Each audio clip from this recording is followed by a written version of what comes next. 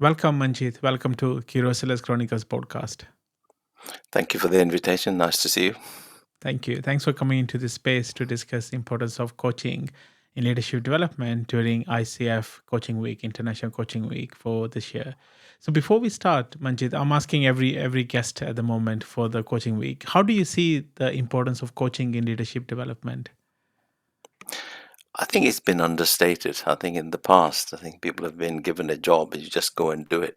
Mm, And I think people underestimate the role of coaching because you're stepping up through a transition where you've not been before, understanding what you bring to the party, how you interact with individuals is where coaching comes in. How do you understand yourself? So I think coaching asks you a question about how do you behave in certain situations and why, and how does that impact on your leadership skills, etc. So how do you actually come across as a human being, for want of a better word? I think coaching yeah. makes you more human, hopefully. Yeah, so yeah, that's a good point actually. Being human, isn't it? So how does coaching then differ from coaching the senior leaders or coaching the other individuals in the organizations? Is there any difference you see in experience? I don't think so. I think the only difference is the perception that senior leaders have, because Mm, sometimes we have this sense of, I know it all because I've now got to this elevated status of being X, Y, or Z in an organization. And I think the basic role of coaching is the same. Whoever you're coaching is trying to understand how they make the maximum impact and how do they learn from, I suppose, some of the misjudgments, errors we make as we go along. I think there is no different. And being more curious about what people want rather than offering advice, because often, there's a tendency for us to offer advice, and so that comes easy, but the difficult thing is to step back and say, okay, what is it that is the issue initially, finding out the exact issue before answering the question, because mm, the initial issue may not be the real issue. yeah, yeah, yeah. So how do you maneuver those those discussions with senior leaders? I think sort of, it's just accepting humility as the starting point, that you've got to Mm, be humble enough to realize that you are not the finished product. You are always a work in progress, no matter how you get to where you get to in life. And acknowledging one's vulnerabilities in the sense that there are certain situations that make you uncomfortable, and the ability to listen, just the ability to listen. And that comes along with trusting people. Who do you trust to be vulnerable with and to listen to? So I think it's that sort of judging those sort of conversations is the sort of acid test, I think, for me. mm, mm. So apart from that, what other strategies do you employ to actually help the senior leaders identify and leverage their unique leadership strengths? And how does actually this contribute to their overall effectiveness? I think you will, in terms of how sort of what I'm thinking of is what is it that they bring to the party, okay? Mm, Because they have unique strengths. They yeah. have unique strengths. What are those? And how do you leverage those to compensate for those areas where they feel they are challenged? So, within the competency, what are the areas where there is a challenge? Certain areas are a challenge. Why is it a challenge? Is it because of our values or our beliefs, or where do we come from? And so I think it's just being curious about what is it that is challenging. Mm, mm. Does that make sense, or have I not answered your question? No, no, it does make sense. So could you elaborate like on this, like what the challenges mean for them? So, if certain situations make you uncomfortable, for Mm, example, so okay, standard thing with leaders, I'm talking about the health service largely because that's mostly my experience, is that yeah. you have. I've been a chief executive in the past. You get top-down, information from, say, the Department of Health. How do you translate that information to the local people that you're working for with? because sometimes that's unpalatable. For example, if there is the edict that you got to save X% of your budget because that's the savings target for next year, Mm, how do you translate that to the local public that are employed by the organization that you work for? Because there'll be an impact on them and their families. How do you translate that? How do you make it as painless as you can? So I think that's often the challenge. How do you, and that's where you need to acknowledge your vulnerability to say these are challenging times. How do I address it? Who do I address it with? Do I share my vulnerabilities with mm, before I talk to the people in front of me? mm. That's a valid point. So, how does this coaching actually help those senior leaders to face those challenges? Yeah. And being vulnerable? Yeah.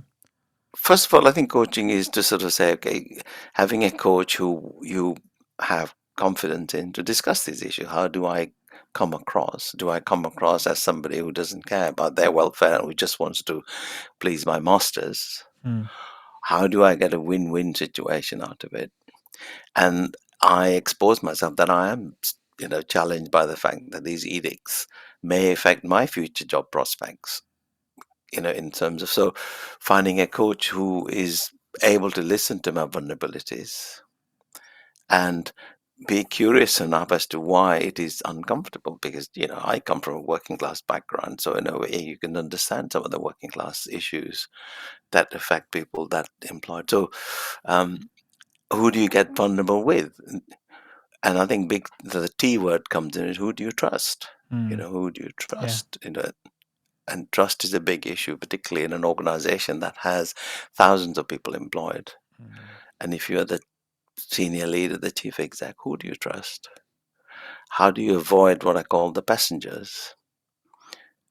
The concept of the passengers is these are the people who stay with you during the good times and seem to disappear when times are hard. And how do you find those genuine people that you can trust and have a yeah. conversation with, be vulnerable with, share your anxieties with? And that's Yeah. what the coach might sort of support in terms of say, how do you find trust? In terms of uh, asking a question of what is it about trust that bothers you? So I think that's exploring that aspect of it. Yeah. Yeah. I think actually, yeah. So, very good points, actually. So, I'm linking into now then to emotional intelligence. So, in your experience, how the role of emotional intelligence in coaching as a coach, like, and coaching senior leaders actually, and what is the role of emotional intelligence, and how actually we can cultivate this competency to enhance their leadership impact? I think it's like going to the doctors. Okay, one of the Mm, things they'll check is what's your temperature if you think you got the infection. So if you use the same analogy in our well-being, is to check the temperature. Where am I today? How am I feeling today? Am I anxious? Am I nervous? You know, and am I particularly, I'm not, am I in the right space? So I think is, people talk about mindfulness. I think if you take it to its basic level, how am I connected? Am I in my body or am I in my head? It's just taking the temperature of where you are at any particular time. And that, your body will tell you things. People talk about gut feeling a lot of the time. That's sort of listening to the gut, responding to it. And like literally, I use this, phrase of just taking the temperature of where you're at and being within your body rather than your head. The head will take you all over the place. mm, How do I feel in this particular moment? Is it time for me to take some time out? Is it time for me to go for a walk and come back before I have this conversation? So I think it's just the emotional intelligence is knowing when you need the space and the time, because sometimes you rush from one meeting to another, to another, to yeah. another. And I think Yeah. now, with the way that we work online, is there's no respite. In the old days, you had to walk from one place to another, and that gave you a couple of minutes to Mm, think, or a few minutes to think your thoughts through. So I think that the current medium may mean that we need to be even more aware of our temperature. mm, Just do I need to postpone the next meeting by 10 minutes? yeah. Yeah. And how do you actually tailor your coaching approach to meet senior leaders' individual need? Right, you probably coach many senior leaders in in your career. And then obviously, and then lots of coaches or a lot of senior leaders are from diverse backgrounds and with Yeah. different experiences, who are new or aspiring leaders, or the people who want to go to senior leadership level. So how do you actually tailor your coaching approach? That's a hugely important issue for us, is that we live in a multicultural society, and the diversity here is a huge asset. What do they bring to the party? What are their values and beliefs? Because our values and beliefs are governed by who we are, where we're from, how we brought up. How do you channel into their values and beliefs? And if there's a conflict between their values and beliefs and within the organization they work with, understanding what those conflicts are, trying to be curious about what the conflicts arise.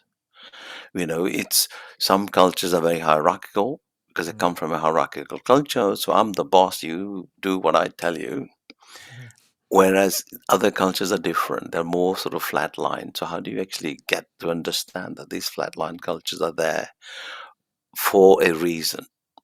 That, for example, if you are the consultant on the firm, I'm talking about medical stuff again, and you've got a doctor in training, the doctor in training can ask you a question. He doesn't have to do what you tell him, because he might say, why am I doing this? So I think it's just having that humility to acknowledge that actually it's all right to ask a question. It doesn't affect my sort of leadership, my sort of power or whatever. I think the big word is the power thing, is to say, how do you neutralize that we are all on the same plane, that we're trying to serve a purpose?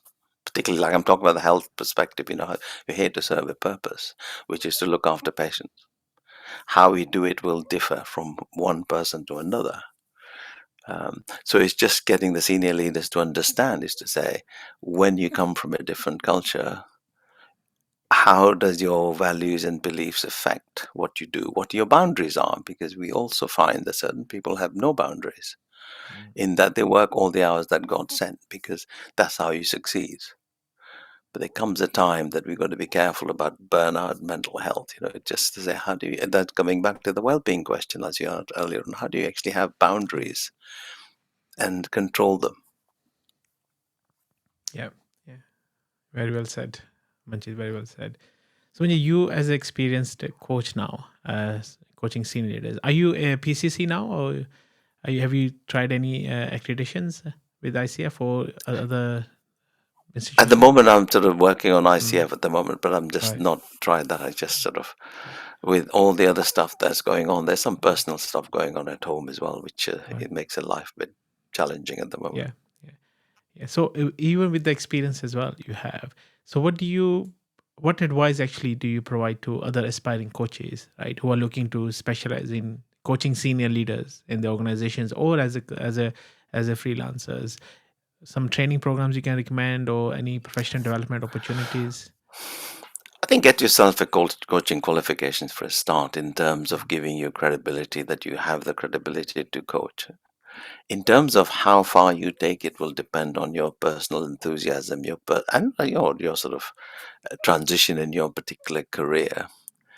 Um, so I think in terms of whether you go for ACC, PCC, MCC, I think that's up to yourself, to how do you want to do things, and what's your ambition in life. Your ambition in life is to set up a business to do this. That's fine. If your ambition is life is just to support people, because where I come from is I just want to put back something into the system that's been kind to me, mm, the system that's been good to me, because I wasn't born here. I was educated in the UK, so I've been trained here. But I'm an Indian born in Kenya, mm, living in the UK most of my life. So in a way, how do you actually put something back in the system? So yeah. most of my coaching is done on a pro bono basis, which is just putting back something in the system.